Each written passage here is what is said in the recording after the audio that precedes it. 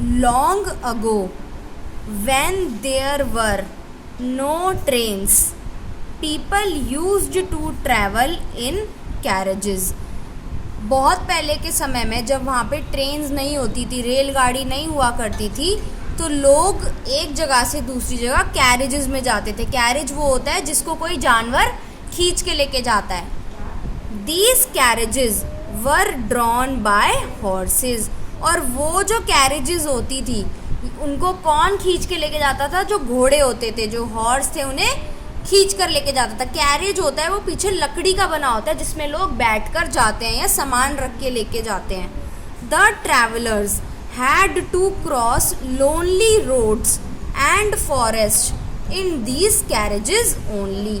अब जो ट्रैवलर्स होते हैं, यानी कि ट्रैवलर्स वो होते हैं जो एक जगह से दूसरी जगह जाते हैं, तो उनको वो जगह या वो रास्ता, रोड या फिर फॉरेस्ट पार करने के लिए उन्हें कैरेजेस चाहिए होते थे। यानी कि वो जो पीछे की लकड़ी की चीज़ बनी होती है जिस पे बैठ के जाते हैं, उनको वो चाहिए होता है। तो अब इसके अंदर हमें नेमिंग वर्ड्स बताने हैं, ठीक है? प्रॉपर नाउन, कॉमन नाउन, ठीक है, ये बताना है। अब जो हमारे इसके अंदर एनिमल्स आए हैं वो कौन से हैं? एक ही एनिमल आया है, हॉर्सेस, ठीक है। उसके अलावा जैसे इन्होंने ट्रेन बोला है तो ये हमारा क्या हो गया? कॉमन नाउन हो गया, ठीक है। रोड्स आ गया, फॉरेस्ट आ गया हमारा, ठीक है। अब नेक्स्ट आता है a shepherd had a faithful dog. अब एक शेफर्ड था जिसके पास एक फेथफुल यानी कि जो बहुत वफादार डॉग है उनके पास, ठीक है।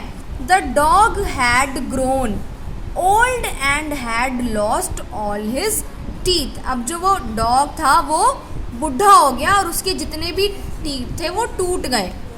Still he guarded his masters flock of sheep and kept wild animals away. उसके बावजूद भी वो उनके पास जो शीप थी, फ्लॉक ऑफ शीप होता है जब वहाँ पे बहुत सारी शीप्स होती हैं, वो उनका ध्यान रखता था और जंगली जानवरों को उनसे दूर रखता था। तो इसके अंदर हमारे एनिमल्स कौन कौन से हैं? डॉग है, शीप है, तो ये हमारे एनिमल्स के नेम है, ठीक है। अब नेक्स्ट हमारा आता है अ fisherman caught a large fish. अब एक फिशरमैन जो था उसने एक बहुत बड़ी सी फिश पकड़ी।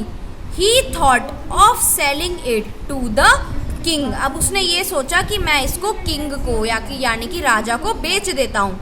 ही took the fish to the palace. वो उस मछली को पैलेस ले गया, यानी कि पैलेस क्या होता है? जहाँ पे हमारा राजा रहता है। He met the cook in the kitchen and sold the fish to him. फिर वो किचन में जाके वहाँ के कुक से मिला। कुक कौन होता है? जो खाना बनाता है, और उसने उसको अपनी जो मछली थी वो बेच दी। When the cook cut open the stomach of the fish, he found a shining stone in it. अब जब उस कुक ने उस फिश के स्टमक को काटा तो उसमें से एक बहुत चमकता हुआ पत्थर निकला। It was a precious diamond. वो एक बहुत प्रीशियस डायमंड था। तो अब इसके अंदर हमारा एनिमल क्या आता है? फिश आता है, ठीक है।